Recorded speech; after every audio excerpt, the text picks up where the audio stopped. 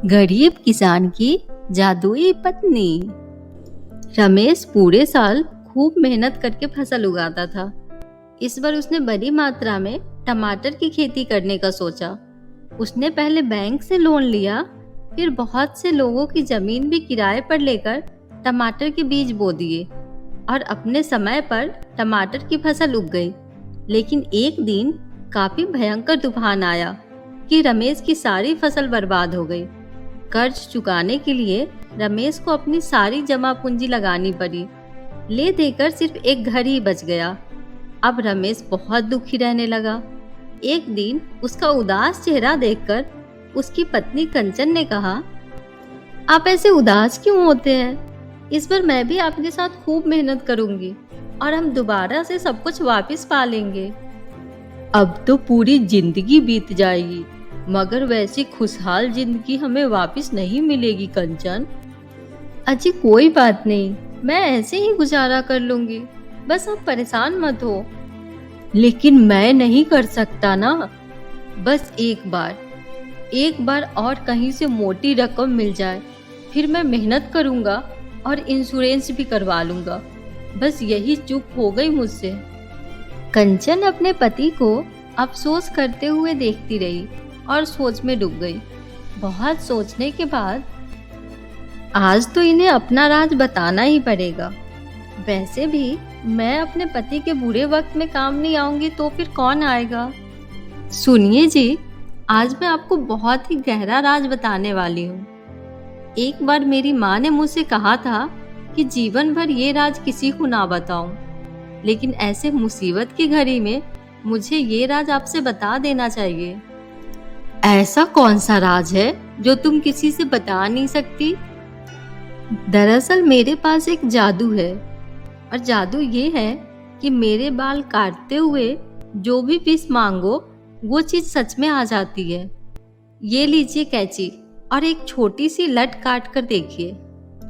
उसके बाद रमेश कंचन की एक छोटी सी लट काटता है और काटते हुए हीरे का हार मांगता है, और बाल जमीन पर गिरते ही हीरे के हार में बदल जाता है।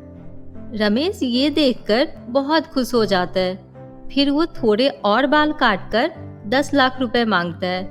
उसके बाद उन रुपयों से अपनी जमीन वापस ले लेता है। जैसा कि उसने सोचा था, वह फिर से खेती शुरू कर देता है। लेकिन थोड़े दिनों बाद वो सोचता है, जब मेरे पास अपनी पत्नी के इतने लंबे और घने बाल हैं, तो मुझे काम करने की क्या जरूरत है।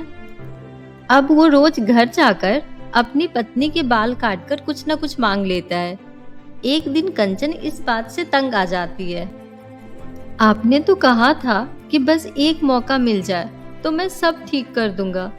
अब आपको मौका मिल गया तो आप ये क्या कर रहे हैं? अब तो हम अमीर भी हो गए हैं। कंचन उसे बहुत समझाती है, लेकिन रमेश कुछ भी नहीं सुनता।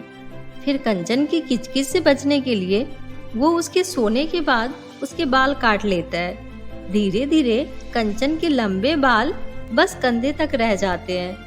कंचन रमेश से बहुत नाराज हो जाती है और उसे अपने कमरे से बाहर निकाल देती है। फिर वो अपना कमरा लॉक करके सोती है। एक दिन रमेश को अपनी गलती का एहसास होता है और वो कंचन से माफी मांगता है और उससे वादा करता है कि अब वो कंचन की बालों का सहारा नहीं लेगा। कुछ महीनों तक रमेश खूब मेहनत करता है, लेकिन एक दिन कंचन जब सोकर उठती है तो खुद को शीशे में देखकर उसकी चीख निकल जाती है। उसके सर पर एक भी बाल नहीं होता है और पूरा आंगन हीरे जवाहरात से भरा होता है। फिर कंचन बहुत रोती है। आपके लिए अमीर बनना मुझसे ज्यादा जरूरी है, तो अब आप इन्हीं चीजों के साथ रहिए। अब मैं आपके साथ नहीं रह सकती, मैं जा रही हूँ आपको छोड़कर। अरे नहीं कंचन, तुम मुझे छोड़कर मत जाओ प्लीज। आगे से मैं ऐसा कभी नहीं करूँगा, मुझे माफ कर दो। अब मुझे आपकी कोई बात नहीं सुनना। आपने तो मुझसे वादा किया था ना, फिर ऐसा क्यों किया मेरे साथ? उसके बाद कंचन घर छोड़कर चली जाती है।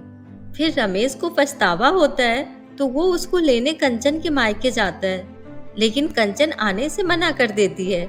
रमेश कई बार उसको लेने जाता है, फिर कंचन तंग आकर शहर छोड़कर हमेशा के लिए गायब हो जाती है।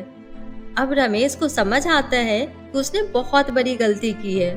उसके बाद वो सारा पैसा दान में दे देता है और वो खूब मेहनत करता है और कंचन को ढूंढने की पूरी कोशिश करता है, लेकिन अब वो हमेशा के लिए अपनी पत्नी को खो चुका था।